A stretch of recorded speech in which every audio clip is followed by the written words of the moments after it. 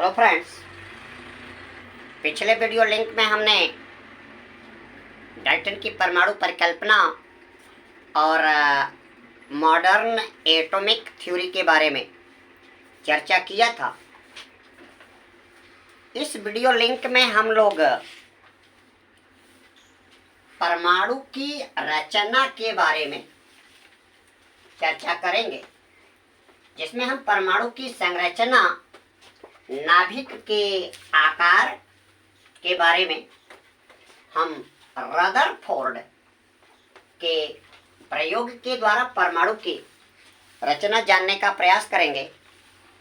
तो ये आपका रदरफोर्ड का प्रयोग फिजिक्स में परमाणु की संरचना चैप्टर का पार्ट 2, रदरफोर्ड का अल्फा कण प्रकीर्णन प्रयोग। रदरफोर्ड का अल्फा कण प्रकीर्णन प्रयोग और नाभिक की खोज। अर्नेस्ट रदरफोर्ड ने सन 1919 ईस्वी में अर्नेस्ट रदरफोर्ड ने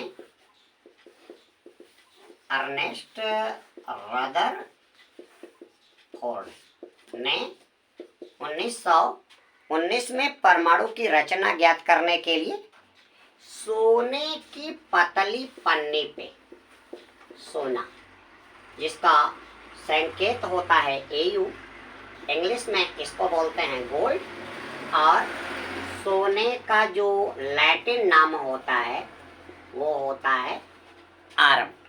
तो सोने की पतली पन्नी पे अल्फा कणों की बमबारी की और बमबारी करने के बाद क्या देखा कि अधिकांश अल्फा कण पन्नी से आर पार सीधी रेखा में चले गए। इसके लिए हम एक फिगर बनाएंगे। एक क्या करेंगे, एक लेड का बॉक्स ले लेंगे। ये आपका लेड बॉक्स, शीशे का बॉक्स, और इसके अंदर हम यूरेनियम नाम का रेडियो एक्टिव पदार्थ रख देते हैं। इस यूरेनियम के पदार्थ से आपकी इसके सामने एक पर्दा और इसमें एक बारीक सा छिद्र होता है। यहाँ से आपकी अल्फा कण निकलते हैं और क्या करते हैं, सामने एक सोने की पतली पन्नी, ये आपका गोल्ड की पतली पन्नी रख दिए। तो क्या देखते हैं कि कुछ अल्फा कण सोने की पन्नी से क्या करते हैं, सीधे चले जाते हैं। सीधे कुछ अल्फा कण क्या करते हैं, एक एंगल पे डेविएट हो जाते हैं और कुछ अल्फा कण टकरा करके वापस, ये आपके क्या हो गए, ये विक्षेपित हुए और ये अल्फा कण क्या हो गए, वापस लौट गए। तो रदरफोर्ड ने जो अल्फा कण प्रकीर्णन का प्रयोग, अब क्या किया, रदरफोर्ड ने क्या किया, क्योंकि सोने का जो पन्नी है वह आपके सोने के परमाणु से बना हुआ है, क्या देखा कि अधिकांश अल्फा कण इस से क्या किए, आर पार निकल गए। कुछ अल्फा कण क्या किए, प्रकीर्णित हुए। ये अल्फा कण आपके क्या कर रहे हैं, सीधे जा रहे हैं। ये अल्फा कण सीधे गए, ये अल्फा कण क्या हुए, विक्षेपित हुए। यानी ये आपके स्ट्रेट गए, ये अल्फा कण क्या हुए, डिफ्लेक्टेड हुए। और कुछ अल्फा कण क्या किए, जा करके इससे टकरा करके क्या आ गए, वापस आ गए। ठीक है, कुछ अल्फा कण टकरा करके वापस हो गए। तो इस आधार पे रदरफोर्ड ने निष्कर्ष निकाला कि जो अल्फा कण सीधे चले गए, यानी उसके बीच में कोई रुकावट नहीं, तो रदरफोर्ड ने पहला निष्कर्ष निकाला कि परमाणु का अधिकांश भाग क्या होता है, खोखला होता है। Maximum part of an element, maximum part of A element is empty, खोखला। दूसरा पॉइंट क्या कहा कि कुछ अल्फा कण कोण बनाते हुए क्या हुए, विक्षेपित हुए। चूंकि अल्फा कणों पे 2+ आवेश होता है और अल्फा कण आपके डिफ्लेक्ट हो रहे हैं, इसका मतलब कि परमाणु के केंद्र में क्या है, धन आवेशित, पॉजिटिवली चार्ज्ड पार्ट है, जिसे रदरफोर्ड ने क्या कहा, नाभिक कहा या न्यूक्लियस कहा। तीसरा पॉइंट क्या कहा, कुछ अल्फा कण टकरा करके क्या हो गए, वापस आए।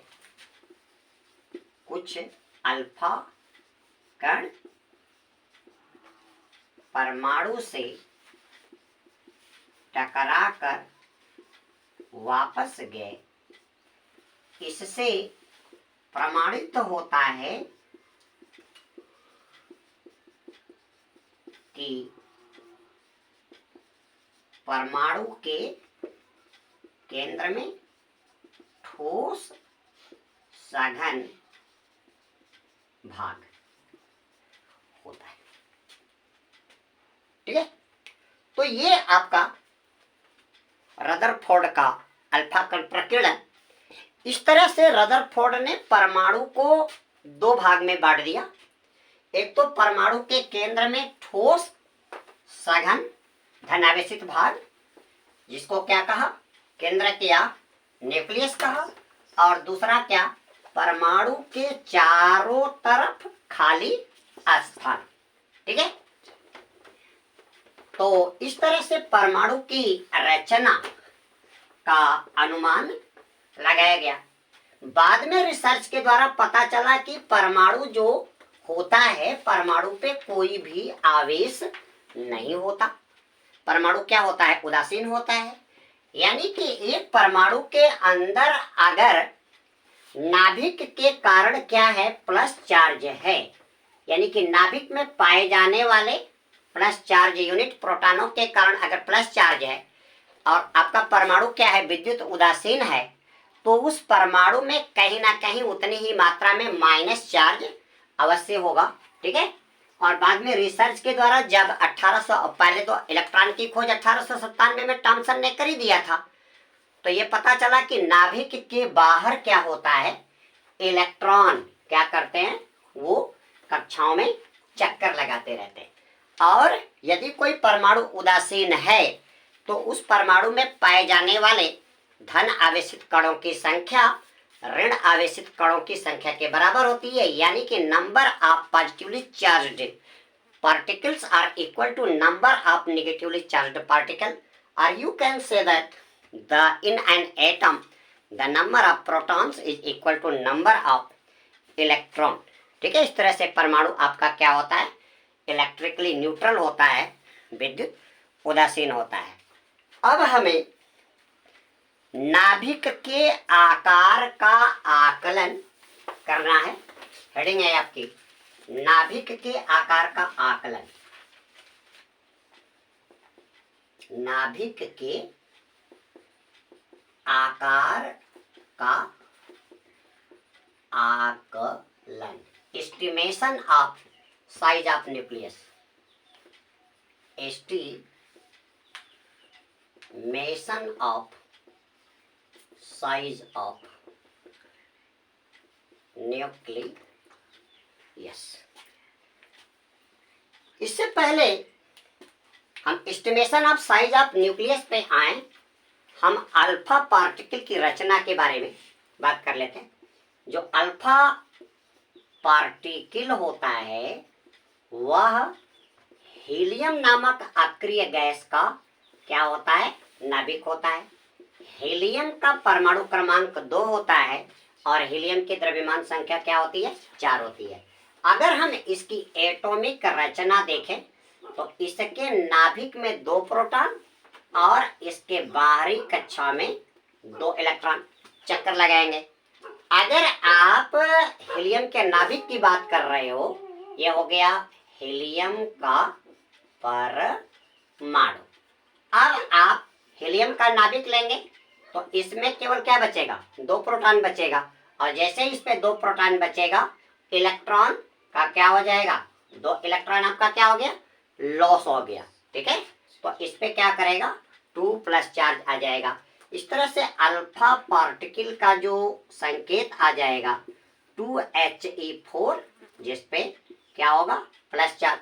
यहाँ पे ये जो 2 दिया है ये इसका क्या है, एटॉमिक नंबर, जिसको आप Z से दिखाओगे, और जो 4 दिया है ये इसकी क्या हो जाएगी, द्रव्यमान संख्या हो जाएगी, इसको आप A के द्वारा दिखाओगे। ठीक है, तो अब हम नाभिक के आकार का एस्टिमेशन करेंगे। तो क्या कहा कि रदरफोर्ड के प्रयोग में अल्फा कणों के प्रकीर्णन से नाभिक के आकार का हम एस्टिमेशन कर लेते हैं। अब यहाँ पे चूंकि क्या हो रहा है, अल्फा कण सोने के पन्ने के नाभिक की तरफ जा रहा है, और जो अल्फा कण सोने के पन्ने की तरफ सीधे जाएगा वो अल्फा कण क्या करेगा, नाभिक के सबसे पास पहुंचेगा। अब आप इसका डायग्राम देख लें। ये आपका क्या हो गया, ये सोने का एटम हो गया, और ये क्या हो गया, ये सोने की क्या हो गई, नाभिक। ये सोने का परमाणु और ये सोने का नाभिक, जिसका एटॉमिक नंबर कितना होता है, 79 होता है। तो ये आपका Z बराबर कितना आ गया, 79। तो यहाँ पे जो चार्ज जो होगा नाभिक का, एक प्रोटॉन का चार्ज होता है E, और नाभिक पे आवेश क्या है, Ze। जहाँ पे Z क्या है, यहाँ पे Z है आपका एटॉमिक नंबर। ठीक है, अब कोई अल्फा कण क्या कर रहा है, सीधे जा रहा है। ये अल्फा कण जिसपे क्या, 2+ चार्ज, यानी इसको आप क्या कहोगे, 2E। अल्फा कण का चार्ज कितना हो गया, 2E। जैसे जैसे आपका अल्फा कण नाभिक की तरफ बढ़ेगा, नाभिक का प्लस चार्ज क्या करेगा, अल्फा कण को प्रतिकर्षित करेगा। ठीक है, और अल्फा कण की वेग क्या करेगी, घटेगी। किसके कारण, नाभिक से प्रतिकर्षण के कारण। और ये अल्फा कण आगे बढ़ेगा तो यह नाभिक के परिधि तक पहुंचेगा, ठीक है। और परिधि तक पहुंचते पहुंचते अल्फा कण की जो वेग क्या हो जाएगी, 0 हो जाएगी। और अल्फा कण की टोटल गतिज ऊर्जा, काइनेटिक एनर्जी, ये आपकी किस में कन्वर्ट हो जाएगी, पोटेंशियल एनर्जी में कन्वर्ट हो जाएगी। यानी अल्फा कण की कुल गतिज ऊर्जा क्या करेगी, स्थितिज ऊर्जा में चली जाएगी। अब ऐसी स्थिति में आपका अल्फा कण नाभिक से कितनी, r0 की दूरी पे होगा। और अल्फा कण जब r0 की दूरी की स्थिति पे होगा तो उसमें जो पोटेंशियल एनर्जी होगी वो कितनी होगी, U से दिखाओगे। और स्थितिज ऊर्जा बराबर क्या होता है, बल गुणे क्या होता है, विस्थापन। यहाँ पे बल आप क्या करोगे, कूलाम के नियम से बल की गणना आप कूलाम के नियम से करोगे। और कूलाम का नियम क्या होता है, F = 1/4πε0 Q1 Q2/r²। यहाँ पे Q1 का मान क्या कर लो, 2 इलेक्ट्रॉन, यानी अल्फा कण का क्या हो जाएगा, आवेश हो जाएगा। और Q2 क्या हो जाएगा, ये Ze क्या हो जाएगा, नाभिक का हो जाएगा आवेश। तो अल्फा कण जब नाभिक के सबसे पास पहुंच जाएगा, यानी r0 दूरी पे पहुंच जाएगा, तो बल आपका हो जाएगा 1/4πε0 2E × Ze। और अपान क्या हो गया, r0 का स्क्वायर हो जाएगा। अब अल्फा कण जब नाभिक के नियरेस्ट डिस्टेंस पे पहुंच जाएगा तो ऐसी स्थिति में उसमें स्थितिज ऊर्जा क्या हो जाएगी, बल गुणे विस्थापन। बल गुणे ये आपका आ गया विस्थापन। और बल कितना आ रहा है, 1/4πε0 2Ze² हो जाएगा। यह हो गया 2Ze²। और अपान क्या हो गया, r0 का स्क्वायर।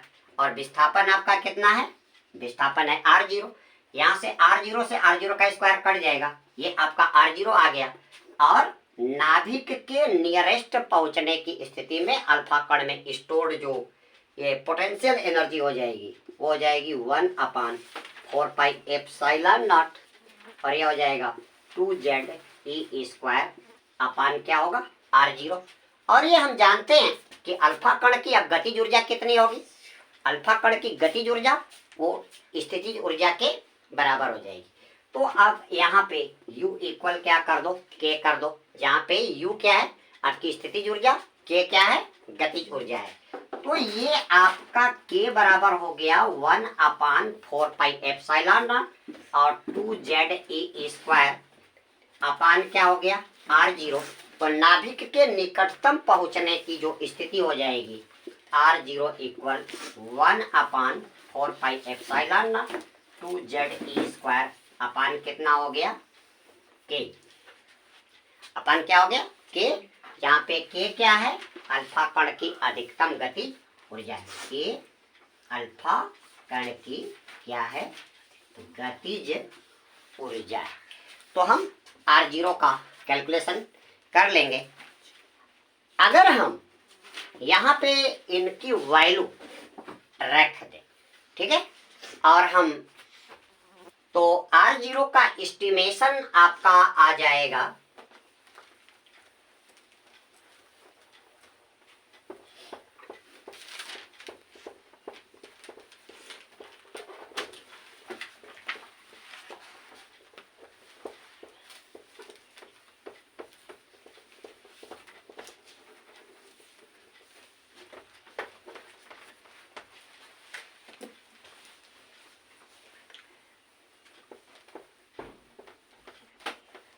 तो आपका r0 आ गया है, r0 = 1/4πε0 और ये हो गया 2ZE² अपान कितना हो गया K। ठीक है। और अल्फा कण की जो गतिज ऊर्जा होती है, अल्फा कण की गतिज ऊर्जा क्या हो जाएगी, K = ½ mv²। m की जगह पे आप क्या कर दो m अल्फा, यानी अल्फा कण का द्रव्यमान, और v की जगह पे v अल्फा, अल्फा कण की अधिकतम गतिज ऊर्जा। अल्फा कण का जो द्रव्यमान आता है वो आता है 4 यूनिट, और ये 1 यूनिट आपका होता है 1.66 गुणे 10⁻⁻27 किलोग्राम। और इसको आप 4 से मल्टीप्लाई कर दो तो 4 छक्का 24, 4 छक्का 24 और 2 26, और ये आपका हो गया 4 एकम 4 2 6। तो ये आपका 6.64 गुणे 10⁻⁻27 किलोग्राम ये अल्फा कण का क्या आ गया, द्रव्यमान आ गया। और अल्फा कण की अधिकतम जो वेग आती है वो Vm आपका आता है 2.1 × 10⁻⁷ मीटर पर सेकेंड। तो हम यहाँ से क्या करेंगे, R0 = 1/4πε0, इधर हो गया 2ZE² और बटे क्या हो गया 1/2, और इधर आपका आ गया m अल्फा v अल्फा का स्क्वायर। तो ये आपका 2 क्या करेगा, ऊपर चला जाएगा, और R0 = आ गया 1/4πε0 4ZE² अपान m अल्फा v अल्फा आ जाएगा। ठीक है। और यहाँ से हम क्या करेंगे, 1/4πε0 की वैल्यू रख देंगे, जिसकी वैल्यू होती है 9 × 10⁹ न्यूटन मीटर स्क्वायर पर कूलम स्क्वायर होती है।